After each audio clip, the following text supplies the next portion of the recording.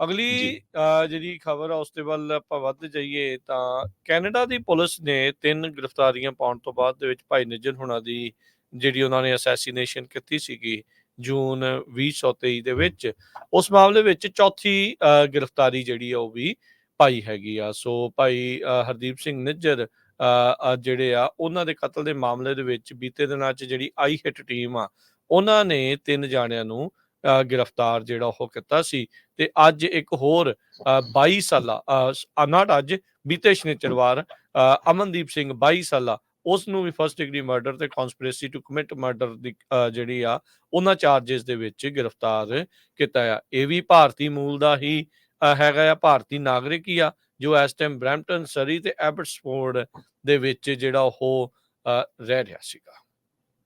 ਜੀ ਬਿਲਕੁਲ, ਇਹਨੂੰ ਜਿਹੜਾ ਅਰੈਸਟ ਕੀਤਾ ਗਿਆ ਪੀਲ ਰੀਜਨਲ ਪੁਲਿਸ ਜੋ ontario ਆ ਉੱਥੋਂ ਅਰੈਸਟ ਕੀਤਾ ਗਿਆ ਸੀ। ਇਸ ਤੋਂ ਪਹਿਲਾਂ ਵੀ ਅਨਰਿਲੇਟਡ ਫਾਇਰ ਆਰਮ ਚਾਰਜਸ ਦੇ ਵਿੱਚ। ਸੋ ਚਾਰਾਂ ਦੇ ਚਾਰੇ ਹੀ ਇਹ ਐਜ਼ ਏ ਸਟੂਡੈਂਟ ਆਏ ਆ, ਚਾਰਾਂ ਕੋਲ ਹੀ ਇੰਡੀਆ ਦਾ ਪਾਸਪੋਰਟ ਹੈਗਾ। ਕਈ ਜਿਹੜੇ ਕੈਨੇਡਾ ਦੇ ਨਿਊਜ਼ ਆਰਗੇਨਾਈਜੇਸ਼ਨਸ ਆ ਉਹ ਇਹਨਾਂ ਨੂੰ ਬਿਸ਼ਨੋਈ ਦਾ ਜਿਹੜਾ ਗਰੁੱਪ ਹੈਗਾ ਆ ਉਹਦੇ ਨਾਲ ਵੀ ਅਟੈਚ ਕਰਦੇ ਹੈਗੇ ਆ। ਸੀਬੀਸੀ ਨੇ ਦੱਸਿਆ ਜੀ ਹਾਂ। ਸੋ ਜਿੰਨੀਆਂ ਵੀ ਨਿਊਜ਼ ਆਈਆਂ ਹੁਣ ਉਹਨਾਂ ਨੇ ਬਹੁਤ ਸਾਰੇ ਜਿਹੜੇ ਲੋਕ ਆ ਇਹਨਾਂ ਨੂੰ ਨਿਖਿਲ ਗੁਪਤਾ ਨਾਲ, ਉਹਦੇ ਨਾਲ ਜਿਹੜਾ ਸਮਿਤ ਗੋਇਲ ਆ, ਅਜੀਤ ਡੋਵਲ ਤੱਕ ਪੂਰਾ ਜੋੜ ਦਿੱਤਾ ਹੈਗਾ। ਪਰ ਹਜੇ ਵੀ ਜਿਹੜਾ ਭਾਰਤ ਦਾ ਮੀਡੀਆ ਜਾਂ ਭਾਰਤ ਦਾ ਫੋਰਨ ਮਿਨਿਸਟਰ ਉਹ ਕਹਿ ਰਿਹਾ ਵੀ ਸਾਨੂੰ ਕੋਈ ਪ੍ਰੂਫ ਨਹੀਂ ਮਿਲਿਆ ਹੈਗਾ। ਹੁਣ ਤੁਸੀਂ ਦੇਖੋ ਸ਼ਰੇਆਮ ਬੰਦੇ ਫੜੇ ਗਏ ਆ, ਉਹਨਾਂ ਦਾ ਨਿੱਜਰ ਦੇ ਨਾਲ ਕੀ ਲੈਣਾ ਦੇਣਾ ਸੀ। ਕੋਈ ਐਡਮਿੰਟਨ ਰਹਿੰਦਾ, ਕੋਈ ਟੋਰਾਂਟੋ ਰਹਿੰਦਾ, 21 22 ਸਾਲਾਂ ਦੇ ਮੁੰਡੇ ਆ ਤੇ ਉਹ ਗੁਰਦੁਆਰਾ ਸਾਹਿਬ ਦੇ ਵਿੱਚ ਪ੍ਰਧਾਨ ਸੇਵਾ ਕਰ ਰਿਹਾ ਸੀ। ਉਹਦਾ ਕਿਸੇ ਨਾਲ ਕੋਈ ਲੈਣਾ ਦੇਣਾ ਨਹੀਂ ਸੀ। ਸੋ ਇੱਥੋਂ ਸ਼ਰੇਆਮ ਪਤਾ ਲੱਗਦਾ ਹੈ ਵੀ ਕਿਸ ਤਰ੍ਹਾਂ ਜਿਹੜੀ ਭਾਰਤ ਦੀ ਸਰਕਾਰ ਆ ਜਾਂ ਉਹਨਾਂ ਦੇ ਏਜੰਟਸ ਸਿੱਖਾਂ ਨੂੰ ਜਿਹੜੇ ਭਾਰਤ ਦੇ ਅਗੇਂਸਟ ਆਵਾਜ਼ ਉਠਾਉਂਦੇ ਹੈਗੇ ਆ, ਉੱਥੇ ਜੋ ਜ਼ੁਲਮ ਹੁੰਦਾ ਹੈ ਤੇ ਉਹਨਾਂ ਨੂੰ ਮਾਰਨ ਦੀ ਕੋਸ਼ਿਸ਼ ਕਰਦੇ ਹੈਗੇ ਆ। ਸੋ ਇਹ ਸਾਰੇ ਕਾਸੇ ਦੇ ਪਿੱਛੋਂ ਪੂਰੀ ਤਰ੍ਹਾਂ ਟ੍ਰਾਂਸਨੈਸ਼ਨਲ ਰਿਪਰੈਸ਼ਨ ਦੇ ਅੰਡਰ ਹੁਣ America, Canada, Australia, New Zealand, England ਇਹਨਾਂ ਦੀਆਂ ਸਰਕਾਰਾਂ ਨੇ ਆਲਰੇਡੀ ਕਾਫੀ ਐਕਟਿਵ ਹੋ ਗਏ ਆ ਤੇ ਉਹਨਾਂ ਨੇ ਹੁਣ ਬੰਦੇ ਜਿਹੜੇ ਆ ਉਹ ਫੜਨੇ ਸ਼ੁਰੂ ਕਰ ਦਿੱਤੇ ਹੈਗੇ ਆ।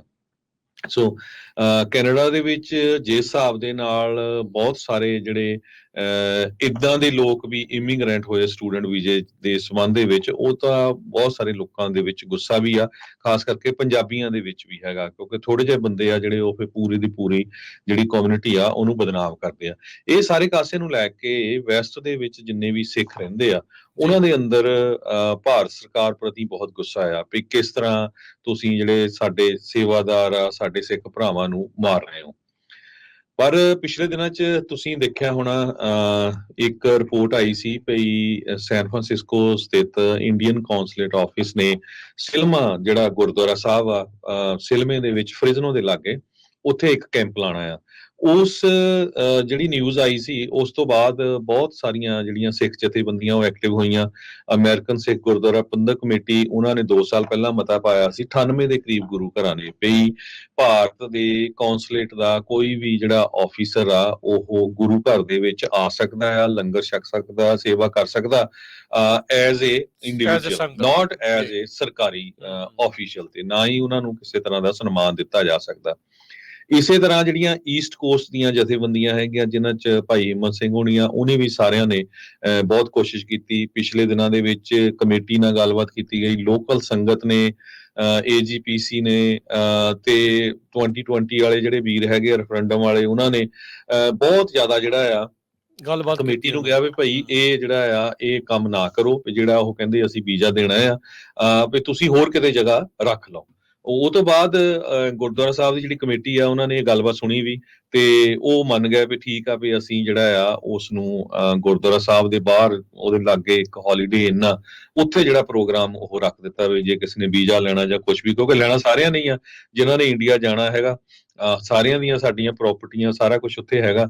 ਸੋ ਵੀ ਲੰਗਰ ਪਾਣੀ ਜੋ ਆ ਗੁਰੂ ਘਰ ਛਕ ਸਕਦੇ ਹੈਗੇ ਆ। ਸੋ ਇਸ ਦੇ ਸੰਬੰਧ ਦੇ ਵਿੱਚ AGPC ਤੇ ਹਿੰਮਤ ਸਿੰਘ ਹੋਣੀ ਜਿਹੜੇ ਆ ਈਸਟ ਕੋਸਟ ਤੋਂ ਜਿਹੜੀਆਂ ਸਾਰੀਆਂ ਜਥੇਬੰਦੀਆਂ ਦੇ ਮੈਂਬਰ, ਉਹਨਾਂ ਨੇ ਜੋ ਸਿੱਖ ਸੈਂਟਰ ਆਫ ਪੈਸੀਫਿਕ ਕੋਸਟ ਆ ਉੱਥੇ ਦੇ ਜਿਹੜੇ ਜਿੰਨੇ ਵੀ ਕਮੇਟੀ ਮੈਂਬਰਸ ਹੈਗੇ ਆ, ਲੋਕਲ ਸੰਗਤਾਂ ਆ, ਉਹਨਾਂ ਦਾ ਬਹੁਤ-ਬਹੁਤ ਧੰਨਵਾਦ ਕੀਤਾ ਵੀ ਜਿਹੜੇ ਪੰਥਕ ਹਿਤੈਸ਼ੀਆਂ ਵੱਲੋਂ ਪ੍ਰਬੰਧਕਾਂ ਨੂੰ ਅਪੀਲ ਕੀਤੀ ਗਈ ਸੀ ਵੀ ਸਿੱਖਾਂ ਦੀ ਕਾਤਲ ਭਾਰਤੀ ਹਕੂਮਤ ਤੇ ਉਹਨਾਂ ਦੇ ਨੁਮਾਇੰਦੇ ਗੁਰਦੁਆਰਿਆਂ ਦੇ ਵਿੱਚ ਬੋਲਣ ਤੇ ਸਨਮਾਨ ਕਰਨ ਉੱਤੇ ਲਗਾਈ ਗਈ ਪਾਬੰਦੀ ਦੇ ਹਵਾਲੇ ਨਾਲ ਪ੍ਰਬੰਧਕਾਂ ਨੂੰ ਇਹ ਪ੍ਰੋਗਰਾਮ ਗੁਰਦੁਆਰਾ ਸਾਹਿਬ ਵਿੱਚ ਨਾ ਕੀਤਾ ਜਾਵੇ ਤੇ ਉਹਨਾਂ ਨੇ ਸਾਡੀ ਬੇਨਤੀ ਨੂੰ ਮੰਨਿਆ ਆ ਤੇ ਉਹ ਸਾਡੇ ਸਾਰਿਆਂ ਦਾ ਅਸੀਂ ਧੰਨਵਾਦ ਕਰਦੇ ਹੈਗੇ ਆ।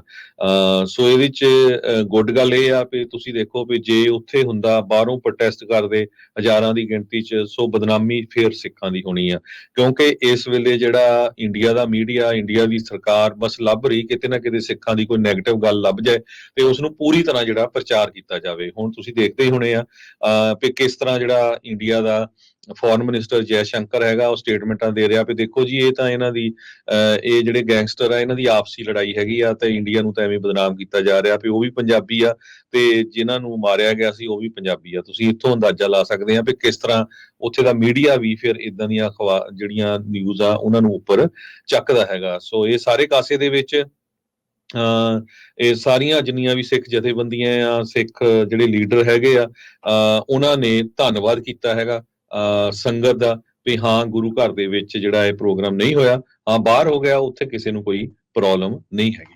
ਬਿਲਕੁਲ। ਸੋ ਟਰਾਈ ਤਾਂ ਜਿਹੜੀ ਇੰਡੀਅਨ ਕੌਂਸਲੇਟ ਵਾਲਿਆਂ ਨੇ ਕਈ ਥਾਵਾਂ ਦੇ ਉੱਤੇ ਕਰਨ ਦੀ ਜਿਹੜੀ ਕੋਸ਼ਿਸ਼ ਕੀਤੀ ਹੈ, ਕਈਆਂ ਨੇ ਨਾ ਵੀ ਕੀਤੀ ਹੋਣੀ ਆ। ਅਸੀਂ ਉਹਨਾਂ ਦਾ ਵੀ ਜਿਹੜਾ ਉਹ ਧੰਨਵਾਦ ਕਰਦੇ ਆ, ਕਿਉਂਕਿ ਇਹ ਕਮਿਊਨਿਟੀ ਨੂੰ ਪਾੜਾ ਪਾਉਣ ਦੇ ਲਈ ਆ। ਹੁਣ ਇੱਥੇ ਕਈ ਜਣੇ ਕਹਿਣਗੇ ਵੀ ਲੈ ਇਹ ਤਾਂ ਫਾਇਦਾ ਆ ਕਿਸੇ ਨੇ। ਹੁਣ ਜਦੋਂ ਅਮਰੀਕਾ ਦਾ ਵੀਜ਼ਾ ਲੈਣ ਦੇ ਲਈ ਜਾਂਦੇ ਆ ਉਦੋਂ ਬੰਬੇ ਨੂੰ ਵੀ ਜਾਂਦੇ ਆ, ਉਦੋਂ ਦਿੱਲੀ ਨੂੰ ਵੀ ਜਾਂਦੇ ਆ। ਉਹ ਆ ਕੇ ਘਰੇ ਆ ਕੇ ਥੋੜੀ ਵੀਜ਼ਾ ਦੇ ਕੇ ਜਾਂਦੇ।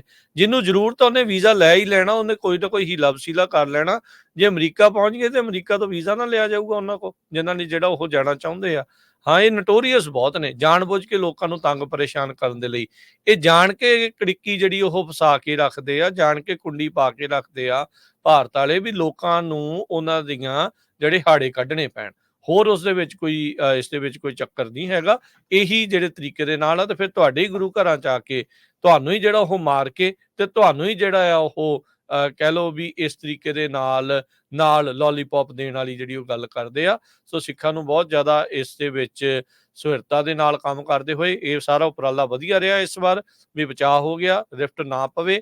ਇਸ ਦੇ ਲਈ ਪ੍ਰਬੰਧਕਾਂ ਨੂੰ ਪਹਿਲਾਂ ਹੀ ਧਿਆਨ ਰੱਖਣਾ ਚਾਹੀਦਾ ਆ ਵੀ ਤੁਸੀਂ ਇਹੋ ਜਿਹੇ ਪ੍ਰੋਗਰਾਮ, ਇਹੋ ਜਿਹੇ ਬੰਦਿਆਂ ਨੂੰ ਕਾਹਤੇ ਤੁਸੀਂ ਉੱਥੇ ਸੱਦਣ ਦੇ ਲਈ ਹਾਮੀ ਕਰ ਰਹੇ ਆ ਵੀ ਬਾਅਦ ਦੇ ਵਿੱਚ ਫਿਰ ਆਪਾਂ ਨੂੰ ਸਾਰਿਆਂ ਨੂੰ ਮਿਲ ਜੁਲ ਕੇ ਕਰਨਾ ਪਵੇ। ਉਸ ਦੇ ਲਈ ਧੰਨਵਾਦ ਆ ਵੀ ਮੰਨ ਗਏ ਆ ਵੀ ਸੰਗਤ ਦਾ ਕਾਫੀ ਜ਼ਿਆਦਾ ਰੋਸ ਸੀਗਾ ਵੀ ਉਸ ਚੀਜ਼ ਨੂੰ ਲੈ ਕੇ, ਪਰ ਪਹਿਲਾਂ ਹੀ ਇਦਾਂ ਦੀਆਂ ਚੀਜ਼ਾਂ ਤੋਂ ਗੁਰੇਜ਼ ਜਿਹੜਾ ਉਹ ਰਹਿਣਾ ਚਾਹੀਦਾ। ਗੁਰੂ ਘਰਾਂ 'ਚ ਕੌਂਸਲੇਟਾਂ ਨੂੰ ਸਨਮਾਨਿਤ ਕਰਨਾ, ਉਹਨਾਂ ਨੂੰ ਸਰੋਪੇ ਦੇਣੇ, ਉਹ ਉਸ ਦੀ ਕੋਈ ਲੋੜ ਨਹੀਂ ਜਦ ਇੱਕ ਪਾਸੇ ਉਹ ਸਿੱਖਾਂ ਦੀ ਆਵਾਜ਼ ਚੱਕਣ ਵਾਲੇ ਬੰਦਿਆਂ ਨੂੰ ਜਾਂ ਉਹਨਾਂ ਦੀ ਕਤਲਾਂ ਦੀਆਂ ਸਾਜ਼ਿਸ਼ਾਂ ਬਣਾ ਰਹੇ ਆ ਜਾਂ ਕਤਲ ਕਰ ਰਹੇ ਆ। ਸੋ ਇਸ ਚੀਜ਼ ਤੋਂ ਬਿਲਕੁਲ ਪਰਹੇਜ਼ ਜਿਹੜਾ ਹੋਣਾ ਚਾਹੀਦਾ। ਜਿਹੜੇ ਉਹ 96 ਗੁਰੂ ਘਰਾਂ ਦੀ ਇਕੱਠੇ ਮਿਲ ਕੇ ਉਹਨਾਂ ਨੇ ਜਾਬਤਾ ਲਾਇਆ ਆ ਇਸ ਚੀਜ਼ ਦੇ ਉੱਤੇ, ਉਸ ਦੇ ਉੱਤੇ ਦ੍ਰਿੜਤਾ ਦੇ ਨਾਲ ਸਾਰਿਆਂ ਨੂੰ ਪਹਿਰਾ ਦੇਣ ਦੀ ਲੋੜ ਹੈਗੀ ਆ। ਜੀ, ਸੋ ਬਿਲਕੁਲ ਇਸੇ ਤਰ੍ਹਾਂ ਜਿੰਨੇ ਵੀ ਅਮਰੀਕਾ, ਕੈਨੇਡਾ, ਬਾਹਰਲੇ ਮੁਲਕਾਂ 'ਚ ਗੁਰੂ ਘਰ ਹੈਗੇ ਉਹਨਾਂ ਦੇ ਪ੍ਰਬੰਧਕਾਂ ਅੱਗੇ ਵੀ ਹੱਥ ਜੋੜ ਕੇ ਬੇਨਤੀ ਹੈ ਵੀ ਭਾਈ ਕੋਈ ਵੀ ਜਿਹੜਾ ਕੰਟਰੋਵਰਸ਼ੀਅਲ ਬੰਦਾ, ਚਾਹੇ ਉਹ ਪ੍ਰਚਾਰਕ ਵੀ ਕਿਉਂ ਨਾ ਹੋਵੇ, ਉੱਦਾਂ ਦੇ ਬੰਦੇ ਨੂੰ ਨਾ ਸੱਦੋ ਜਿਹਦੇ ਨਾਲ ਫੇਰ ਤੁਹਾਡੀ ਲੋਕਲ ਜਿਹੜੀ ਸੰਗਤ ਆ ਉਹਦੇ ਵਿੱਚ ਲੜਾਈ ਪੈ ਜਾਏ। ਅਗਲਾ ਆਪਣਾ 1-2-4 ਦਿਨ ਬੋਲ ਕੇ ਚੱਲ ਜਾਂਦਾ ਤੇ ਮੁੜ ਕੇ ਫੇਰ ਜਿਹੜਾ ਆ ਲੋਕਲ ਕਮਿਊਨਿਟੀ ਆ ਉਹ ਲੜਦੀ ਰਹਿੰਦੀ ਜਿਨ੍ਹਾਂ ਨੇ ਇਕੱਠੇ ਰਹਿਣਾ ਹੁੰਦਾ ਹੈਗਾ। ਤੇ ਉਹੀ ਫਿਰ ਜਿਹੜਾ ਇੰਡੀਆ ਦਾ ਮੀਡੀਆ ਆ ਉਹ ਬਾਹਰ ਦਿਖਾਲਦਾ ਵੀ ਦੇਖੋ ਜੀ ਇਹਨਾਂ ਤੇ ਇੱਕ ਗੁਰਦੁਆਰਾ ਦਾ ਸਾਂਭ ਨਹੀਂ ਹੁੰਦਾ, ਇਹ ਰਾਜ ਦੀ ਕਿਹੜੇ ਦੀ ਗੱਲ ਕਰਦੇ ਆ। ਸੋ ਇਹ ਸਾਨੂੰ ਬੜੇ ਸੁਚੇਤ ਰਹਿਣ ਦੀ ਜ਼ਰੂਰਤ ਹੈਗੀ ਆ। ਹਰ ਇੱਕ ਦਾ ਫਰਜ਼ ਆ, ਨੋ ਮੈਟਰ ਕੋਈ ਅੰਮ੍ਰਿਤਧਾਰੀ ਆ, ਨੌਨ ਅੰਮ੍ਰਿਤਧਾਰੀ ਆ, ਜਿਹਦਾ ਵੀ ਗੁਰੂ ਗ੍ਰੰਥ ਸਾਹਿਬ ਵਿੱਚ ਯਕੀਨ ਹੈਗਾ ਆ, ਚਾਹੇ ਉਹ ਸਿੱਖ ਆ, ਚਾਹੇ ਉਹ ਹਿੰਦੂ ਭਰਾ ਆ, ਚਾਹੇ ਉਹ ਮੁਸਲਮਾਨ ਭਰਾ ਹੈਗਾ, ਪਲੀਜ਼ ਆਪਣੇ ਜਿੰਨੇ ਵੀ ਜਿਹੜੇ ਗੁਰੂ ਘਰ ਹੈਗੇ ਆ ਜਾਂ ਜਿੱਥੇ ਵੀ ਆਪਣੀ ਕੋਈ ਕਮਿਊਨਿਟੀ ਸੈਂਟਰ ਕੁਝ ਵੀ ਹੈਗਾ ਉੱਥੇ ਕੋਸ਼ਿਸ਼ ਕਰੀਏ ਵੀ ਕਿਸੇ ਤਰ੍ਹਾਂ ਦਾ ਜਿਹੜਾ ਲੜਾਈ ਝਗੜਾ ਨਾ ਹੋਵੇ, ਕਿਸੇ ਤਰ੍ਹਾਂ ਦਾ ਕੋਈ ਕੰਟਰੋਵਰਸ਼ੀਅਲ ਬੰਦਾ ਨਾ ਸੱਦਿਆ ਜਾਵੇ ਤਾਂ ਕਿ ਮੁੜ ਕੇ ਜਿਹੜੀ ਆ ਉਹ ਕਮਿਊਨਿਟੀ 'ਚ ਲੜਾਈ ਪਵੇ। ਜੀ।